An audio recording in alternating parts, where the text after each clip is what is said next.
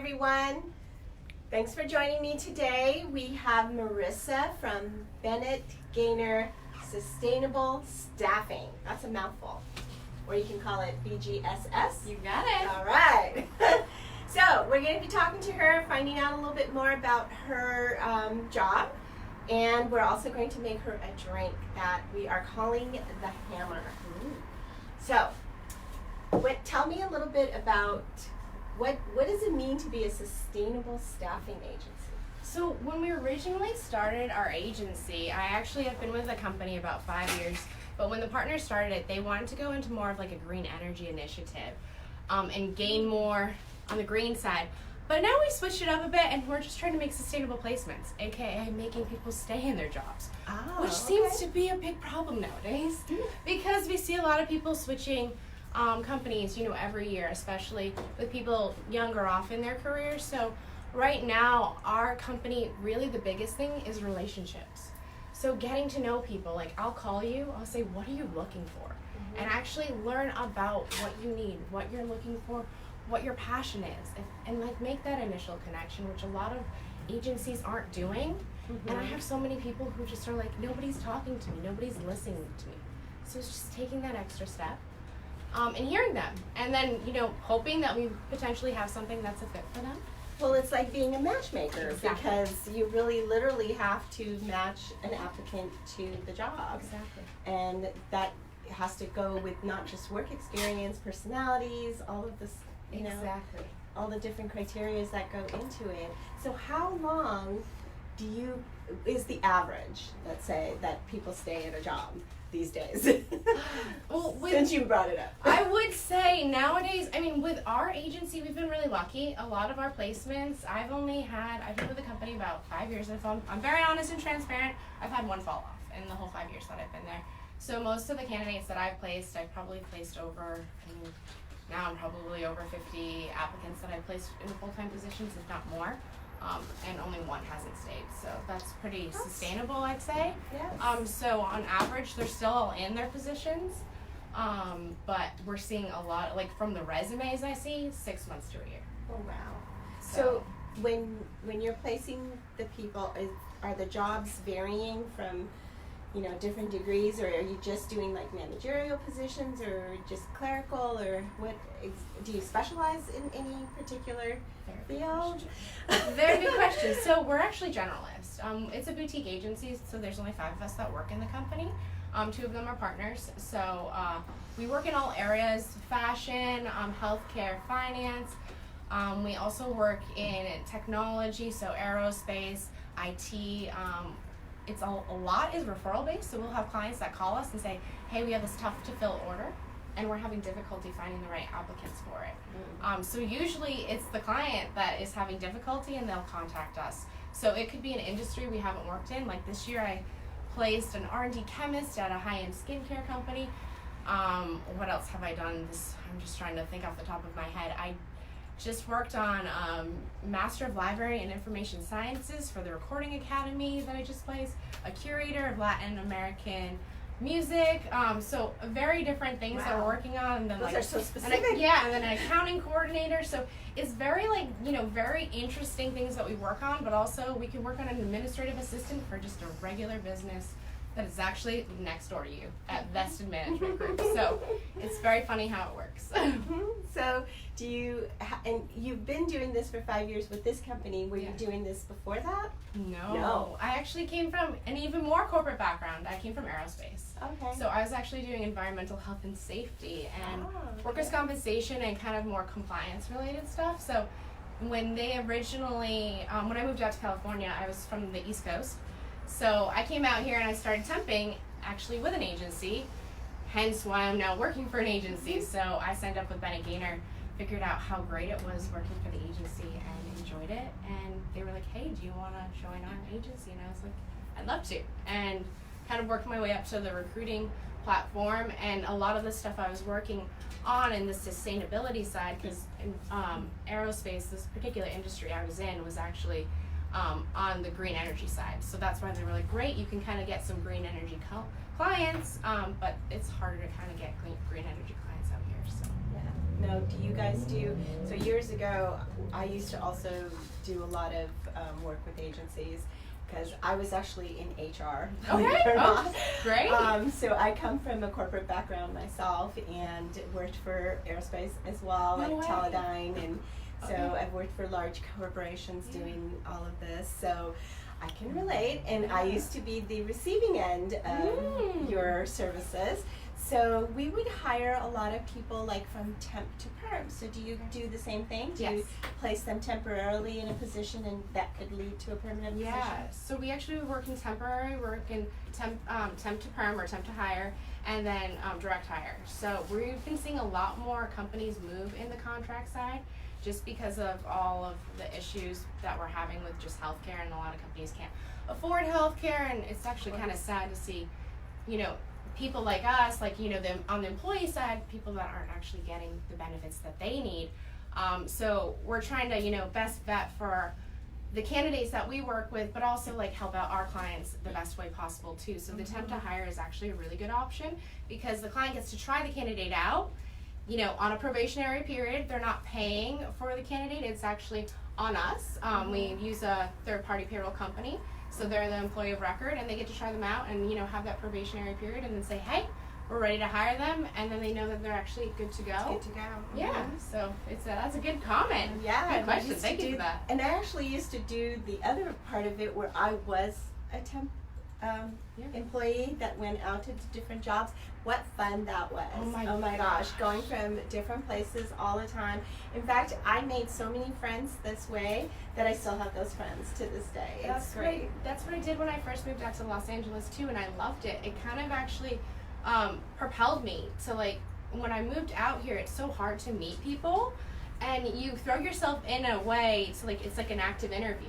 Right. So you're like, okay, I'm going on this interview and I have to meet all these people, but you do meet friends very quickly. Oh and yeah, it was same really thing for me. so much fun. Like imagine going in, if you have never tried working temporarily, and it's not for everybody, but it is really fun because you can go from different positions to different, and you learn so much because you have to kind of be an easy, motivated person than a self-starter that can really, you know, jump in, and you might be substituting for someone who's like out on maternity leave or you know, something else, and you're just filling in, and it's a wonderful way to earn a living and still get like a variety of you know, different jobs, and it's great.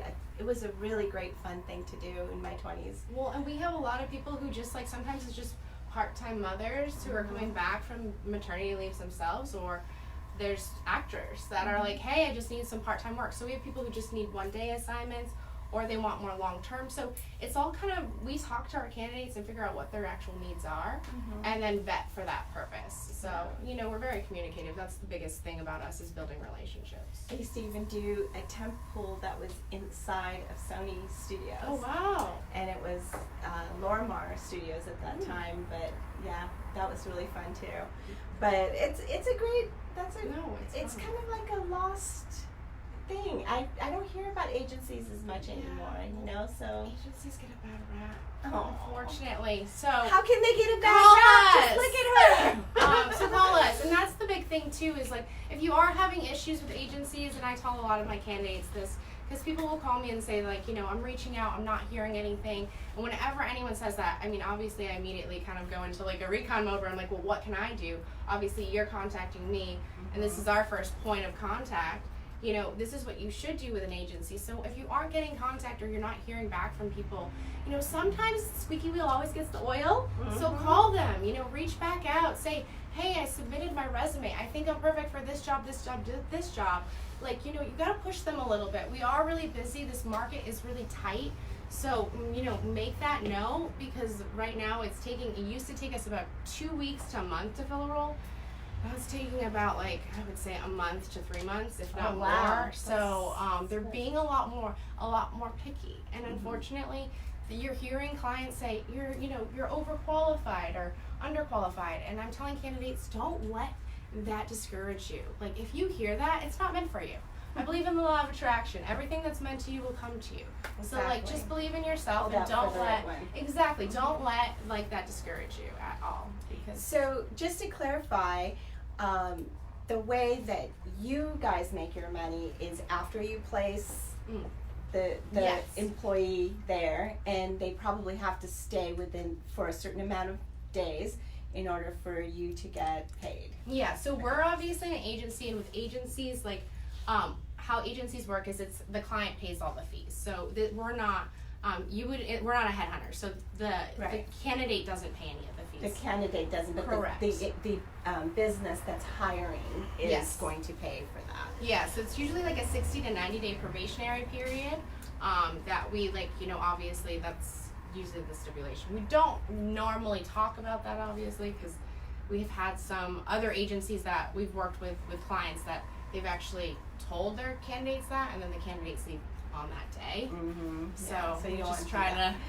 We We don't just want try to do to. that. Yeah. So can the candidates go to like your website, and do we want to tell them what the website is? Yeah. And can they like fill out an application, or how does that work? Yeah, so absolutely visit our website. I mean, definitely check out our Yelp reviews too. So go on www.bgsscareers.com. So B as in boy, G as in girl, S as in Sally, S as in Sally, careersplural.com. And there's actually a candidate registration. You can upload your resume. You'll see all of our open jobs. Everything's on there. You will not see any of our temp positions. So if you do, or you're interested in temp, just give us a call. But you should submit your resume anyways, because what we do is You have it on file there. Yeah, it's a whole database, and then when you submit your resume, it actually gets distributed to all the recruiters in the office. So a recruiter will be looking at your resume, and it's usually like a 48-hour turnaround period that will get back to you. And if you don't hear back, call us. And they are located kind of across the street from our office here, from our I showroom. walked here. She walked here. So they're at 3916 Sepulveda Boulevard. And what's your suite number? 205. 205. So you can find them there, and then of course you have the website that you can contact them through that. I'm sure we're gonna have questions. So should we open it up for a couple of questions right now? I have a question. Yes.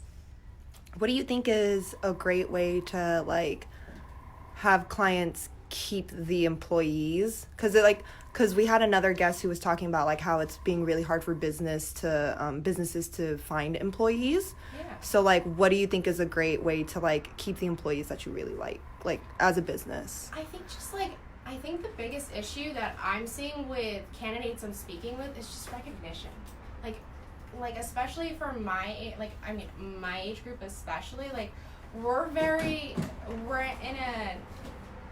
with how we've grown up, we're so dynamic and been in this challenging environment where we're looking to like always move to the next tier. So if managers can just like say, hey, you know what, you did such a fantastic job with that client. I appreciate that you went the extra length, or, you know, you stayed late 15 minutes, you didn't have to. Just saying, like, if you can just speak something, you don't need to, like, extend, like, a gift card or, you know, those are obviously great, too, like, doing those, like, little, like, hey, let's go to Dave & Buster's, or, like, those kind of employee days where you get to take off and do something fun together, where you get that team collaborative nature going. That's always good, but you know, kind of just saying thank you. Like, it sounds so simple, but a lot of people aren't hearing that. And right now, so many people are doing so many jobs in one, which is, you would think that this has already phased out, but it hasn't. So just recognition. That's as simple as that. Okay. That's Good answer. Any other questions? No? Other questions right now? Okay, well, we'll make the drink, and so we're gonna kind of show the bracelets here a little bit. For jewelry today, we styled her in some blue tones, and we're doing a mermaid theme here today. So. For the Pisces and the water sign in me. So we're doing, oh yeah. Sorry, I don't know if I'm not the best in the world. And then we put out a lot of bracelets here, and color everywhere. It's summer. It's, you know, it's a great thing. Layer your bracelets. You can stack them on your hands like this. That's kind of what we're all about, layering pieces anyway. So it's something you can do even on your hand, not just on your neck. And your necklaces, I have a ton at home. I didn't wear any today, but your necklaces are best thank layering. you. They're good for layering.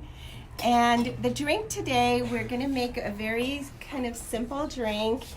I have Orangina. Love Orangina. A classic. A classic. So what I'm going to do is I'm going to put some ice in here. The glasses too. Oh, so Very classy. So let me do a little shout out for these glasses. So there's a site in Culver City, and I think they have them in different places. It's on Facebook, and it's called Buy Nothing. And you can post whatever you want to gift to somebody, okay? And what people do is they post the picture of the item, and then they tell you like to pick a number, like pick a number from 1 to 10 if there's multiple interests, and then people put down their numbers, and then the person posting it picks the number. So I put a number down for these. There was a whole set, and someone was getting rid of them. And because I do this, this show, I love having different glasses, and I entertain a lot anyway. So it was just a fun little thing. And then another one posted, and it was similar. So I put my number down on that one, and I got that. You got lucky. Yeah, I got really lucky. So it was fun. And what was the website? It's called Buy Nothing. And there's one for Culver City. It's a great concept, right? So today's drink, we are doing Orangina. And I'm going to do a little bit of this citronage Patron. And I'm not going to do a lot, but I'm just going to put a little bit in there.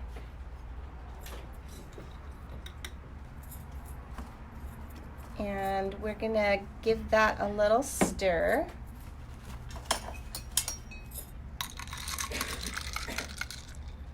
I loved Orangina too. I was like, I love your whole setup. Thank you.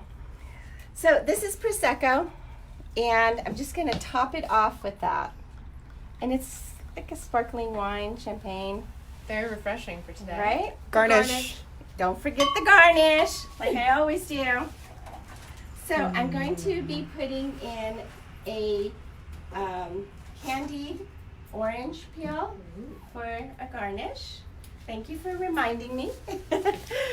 Yum. Pretty color. I know, it's perfect. It's perfect. It looks good. Cheers. So cheers. Happy weekend. So let us know how you like it. Taste it. Any other questions or comments? Perfect. What's the best advice you have to someone who is on the job hunt? The best advice I have is honestly really look at your resume. The resume is going to be what gets you in the door. And call a recruiter. Talk to a recruiter. If you don't feel like you're like aligned with a recruiter, then again, you're not going to get the best. That's not going to be the best footing for you. But go through your resume. It sounds silly, but I tell every single candidate I speak to over the phone whether I can help them or I can't, like aka if I have a job or not. I literally will tell them, sit in front of your TV, get a lined piece of paper, get away from the laptop. It sounds funny, but No. brings me back to college sometimes, and that cursor's blinking at me, where it's like put the pressure, but, go through the lined piece of paper, write down every single thing that you've done at your job, each job. You could write down, took out the trash. Okay, obviously that's not relevant. But when you write down everything you've done from start to finish, you get a really good concept of what you actually did in the job. And then you're going to go and put that on, like, actually a Word document, and you'll really understand. And you can rearrange it to the, Exactly. But if you have the bullet points of the actual things that you did, she's right. And then you're going to, like, as you're applying to the positions, there's so many people who apply to positions, and they never rearrange their bullet points either. Mm-hmm. So that was a really good point that you made. So make sure you're fitting the job. If you're just going to send your resume for a position and not do any work, you're not going to get a call. So take the extra step, go the extra length. Cover letters, if they're requesting a cover letter, do a cover letter, but if they're not, don't send a cover letter, because I don't even read them personally, because I'd rather see what you actually did, because you did that versus a story you're telling me. And my biggest pet peeve follow the instructions of how you're supposed to do the resume. If you don't follow the instructions, you may not get a phone call back because you didn't follow the instructions. Yes. And the employer is already getting to know you and knowing that you're not following the instructions. So then you might not get a call. Absolutely, So absolutely. if they said to attach it to the email, attach it. If they said to cut and paste it in the email, do that. But it's really, that's so important. Detail orientation, especially too, like what Rafia just said is the biggest mistake a lot of people make. And check for spelling errors, please. Like, that's another big thing. You know, people will just send it out, or they don't even attach their resume. That I will get applications, and I'm literally responding back, can you please send me your resume? So, And if I have to simple click to things. go to your website to look at it, you've already lost me. Yeah. You get 10 seconds with us. That's it. Yeah. Maybe less. So just take that knowledge. Exactly, exactly. But Anything you want to tell them about the interview, like what they should do when they first meet the person? yeah, I mean, it kind of goes like what I mentioned earlier. Like, definitely when you go into the interview, like, just be yourself. Like, definitely prepare prior to the interview. If you're not going to research anything, then you're not going to get the job. I'm going to be honest with you. I have a lot of clients. I had a candidate, it wasn't recent, about 2 years ago, who went on an interview and he knew nothing about the company. It was so embarrassing to me. And I was like, how did you not know this was a medical device company? And he was like, well, I just thought they, like, were an entertainment company. I was like, okay, well, so, research the company. Find out their location. Know what they're about. Know their mission statement. Check the current events. Like, that can be kind of a saving grace to the current events, especially. Because you can say, if you kind of stumble, you can say, oh, I just saw that you guys recently had one of your biggest, sales. Exactly. And especially for our company, if you're applying here, like if you already, went to our website and learned a little bit, then you already know coming in, and that makes a big difference, because it shows that you're taking initiative. It shows that you really want to learn about the company, and you need to learn about the company in order to work there. Yeah, and then one last point is just, mirror the person you're interviewing with. If you're kind of so overly hi, how are you? And you're down here, it's not gonna go well. So if you just try and be yourself, but also tone it down a bit and play it cool. But if you don't feel connected, then it's probably not meant to be.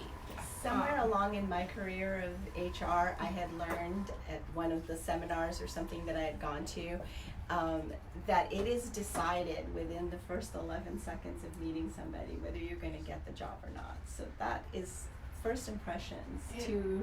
You've got to make a good first impression. And that comes, and also dress the part. For you guys are creative, so you want to dress the part coming into this office. For my company, if you were coming into work for our brand or our company, you would definitely want to be a little bit more corporate. So, listen to the people that whether the agency you're working with or know the company that you're interviewing with. And check out the website. It's SS Careers.com. And she's across the street at 3916 Sepulveda Boulevard. This is Bennett Gaynor. Yep, that's a mouthful. Bennett Gaynor Sustainable Staffing, or BGSS. And this is Marissa. I can't tag you on Facebook, but she's on Instagram. And if you have any questions, please make comments on there and we'll get them to her and she can answer, okay?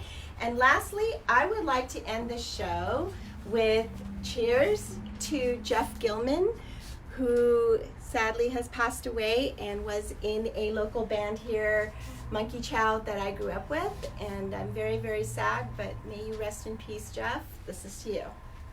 Bye, everyone. See you next week. Thank you.